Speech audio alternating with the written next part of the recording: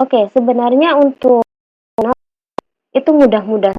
Yang penting kita tahu apa yang kita keluar, apa yang kita dapatkan. Dan kita juga tahu uh, akun normal untuk akun tersebut. Jadi semuanya itu akan mudah. Tinggal dirasionalkan aja. Ini biaya atau pendapatan kita.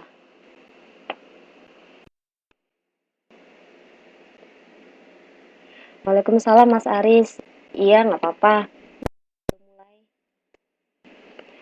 Selamat malam Mbak Galuh. Iya, baik kok. Ini tadi kita hanya berdiskusi tentang uh, mana jika latihan-latihan atau tugas-tugas yang saya berikan selama ini kita PTM saja, seperti itu. Itu keputusan yang kita baru saja ambil, dan juga kita masih ada 6,5 modul lagi yang harus kita bahas, sedangkan online kita hanya tinggal 3 dengan hari ini. Jadi saya akan bahas yang penting saja untuk tiap modulnya. Jadi ada kemungkinan untuk pertemuan online selanjutnya tidak hanya satu modul, melainkan bisa 1 kali pertemuan 3 modul. Tapi saya hanya akan membahas hal-hal yang penting saja. Untuk bagian-bagian teori bisa diri ya, dan jika ada pertanyaan atau kesulitan bisa langsung ke saya. Baik itu bukan pada pertemuan online ataupun TTM, melainkan saja kalian butuh bantuan atau ada kesulitan yang ingin ditanya, jangan ragu-ragu untuk menghubungi saya Facebook, terserah via manapun, itu boleh. Ya, waalaikumsalam Mbak Swatun.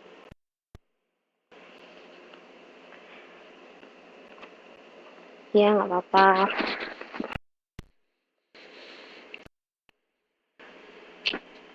Oke, jadi untuk sekarang saya nggak akan membahas tentang tugas-tugas kemarin yang saya, baik itu tugas kelompok maupun tugas individu bagi tidak hadir, karena kita akan bahas semua tugas itu nanti di TTM. Kita akan melanjutkan tertunda. Tapi sebelumnya saya mau absen dulu ya.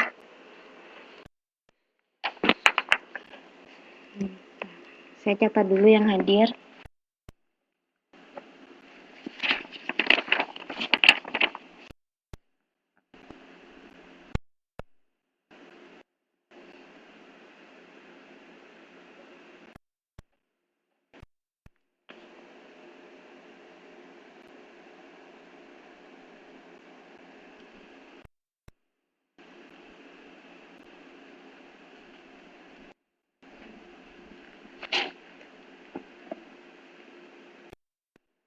Nah, sebelum itu, dari apa yang telah kita bahas kemarin, modul 1 maupun modul 2, ataupun awal modul 3, adakah sesuatu yang mengganjal yang ingin ditanyakan? Silakan ditanyakan terlebih dahulu sebelum saya memulai.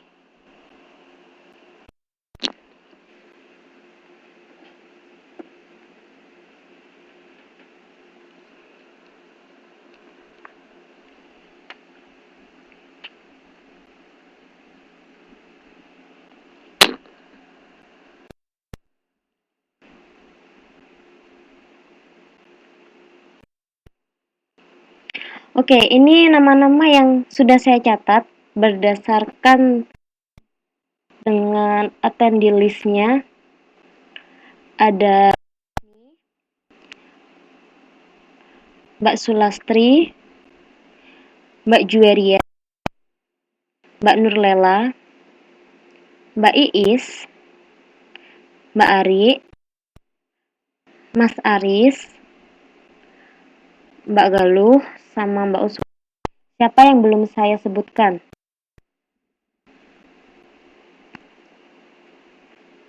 Mbak Yusni udah tadi. Mbak Yusni sudah nomor pertama.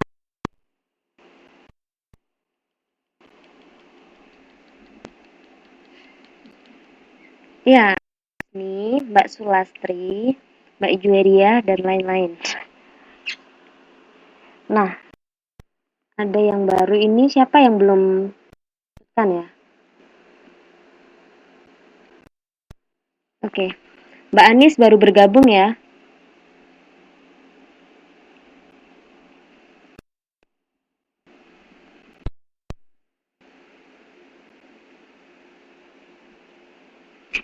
Oke, saya sudah catat untuk Mbak Anis.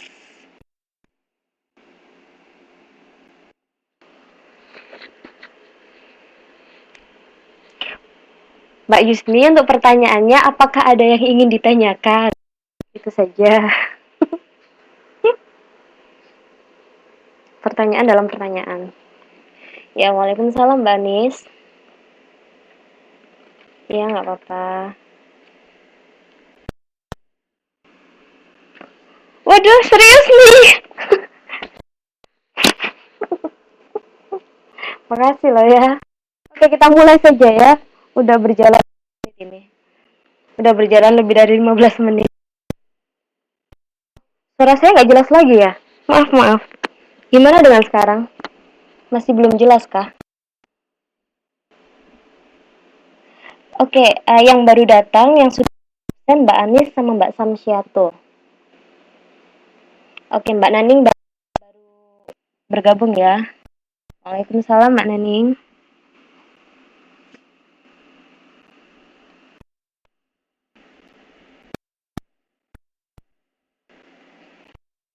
Oke, sip.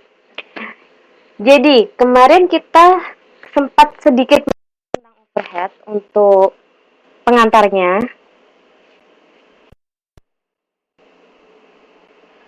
Kemarin kita sudah bahas, membicarakan tentang dari overhead pabrik itu sendiri, yang semuanya kemarin sudah paham sekali, saya kira. Kemudian, jenis overhead pula yang menurut perilakunya dalam hubungan dengan perubahan volume produksi. Dan itu tadi yang kemarin kita bahas. Nah, untuk sekarang, jenis untuk overhead pabrik itu sendiri menurut hubungannya dengan departemen. Untuk jenis overhead menurut hubungannya dengan departemen ada yang pertama dia biaya overhead pabrik dan juga biaya overhead pabrik tidak langsung. Jadi di sini jangan bingung karena akan ada banyak jenis biaya langsung dan tidak langsung. Entah itu bahan baku langsung ataupun tidak langsung, tenaga kerja langsung atau langsung. Bahkan ini biaya overhead pun ada langsung dan tidak. Nah, untuk biaya overhead pabrik langsung, itu merupakan biaya overhead pabrik yang terjadi dalam departemen tertentu dan manfaatnya itu hanya bisa dinikmati oleh departemen tersebut. Contoh dari biaya overhead pabrik ini adalah biaya gaji mandor departemen produksi. Pertanyaannya, loh Mbak, mandor departemen produksi kan termasuk bagian dari karyawan produksi. Kenapa dia dimasukkan dalam biaya overhead pabrik? Kenapa coba? Ada yang tahu? Kenapa gaji mandor departemen produksi pada karyawan dari departemen produksi itu dimasukkan ke dalam biaya overhead pabrik? Ayo, ada yang tahukah? Come on, poin.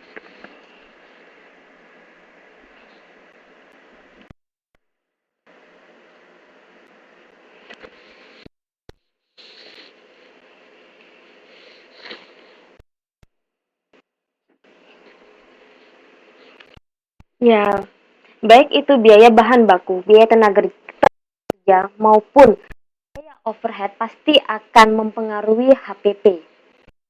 Namun pertanyaan saya, kemarin kan saya bilang, tenaga kerja langsung itu adalah tenaga kerja yang secara langsung berhubungan dengan proses produksi. Nah, dari contoh biaya overhead pabrik langsung di sini ada biaya gaji mandor departemen produksi. Seperti yang kita tahu, karena itu ada embel-embel departemen produksi, maka gaji dari departemen tersebut, kenapa dia dimasukkan ke biaya overhead pabrik? Kan kemarin saya bilang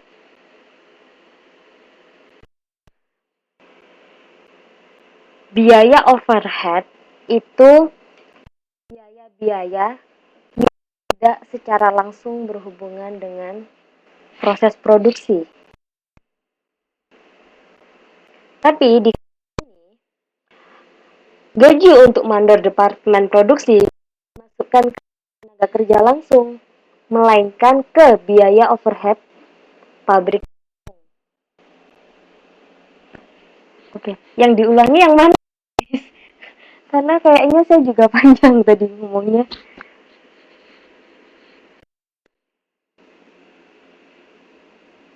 Pertanyaan jawabannya. Ya, benar Mas. Ya, pintar mah. Oke, jawaban Mas Aris benar. Poin. Jadi benar, karena mandor yang bertugas karena mandor departemen produksi nggak bertugas atau nggak secara langsung ikut andil produksi. Dia hanya mengawasi.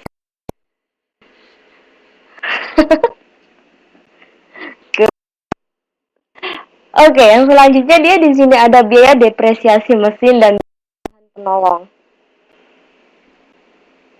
Tuh Mas Aris, banyak penggemar tuh.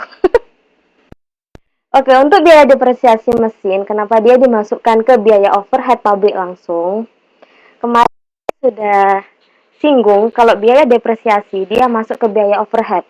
Melainkan karena dia di sini ada langsung dan tidak langsung, yang langsung itu berkaitan dengan produksi, maka untuk mesin dia pasti ikut andil dalam produksi, maka dia dimasukkan ke biaya overhead pabrik langsung. Begitu juga dengan biaya bahan penolong. Maaf itu ketikanya kurang, biaya ya yang ini. Yang kedua, oke. Oke, biaya overhead pabrik tidak langsung departemen. Ini merupakan biaya overhead pabrik yang dinikmati dari satu departemen. Contohnya, biaya depresiasi. Duh, ini kok ada biaya depresiasi lagi sih? Biaya depresiasi ini itu yang bersifat umum. Katakanlah dia gedungnya. Gedung nggak hanya digunakan oleh departemen produksi saja, melainkan hampir semua departemen jika bisa bekerja dalam satu gedung, dia akan memakai secara bersama-sama gedung tersebut. Jadi biaya depresiasi yang dimasukkan dalam biaya overhead pabrik tidak langsung departemen ini, itu jika yang didepresiasi itu digunakan secara bersama-sama oleh hampir semua departemen, katakan semua departemen. Ada juga biaya pemeliharaan dan asuransi gedung. Nah, ini juga digunakan secara bersama-sama oleh semua departemen. Juga tunggu takdirannya Mas Aris ya. Nah, untuk selanjutnya, untuk yang selanjutnya penentuan tarif biaya overhead pabrik. Di sini ada beberapa alasan untuk biaya overhead pabrik kepada atas dasar tarif yang ditentukan di muka. Yang pertama, karena adanya perubahan tingkat kegiatan dari bulan ke bulan. Ingat, perusahaan tidak selalu memproduksi produk yang diproduksi oleh perusahaan tidak akan selalu sama tiap periode. Kalau dia selalu maka itu namanya dia tidak berproduksi secara optimal. Nah, kemudian alasan yang kedua, karena perubahan tingkat efisiensi produksi. Kemarin saya sempat singgung biaya overhead pabrik itu ada dua macam. Berdasarkan produk dan berdasarkan volume. Jadi, karena ada perubahan volume, maka biaya overhead pun akan selalu berubah-ubah. baik itu dasar tarif maupun tarif itu sendiri.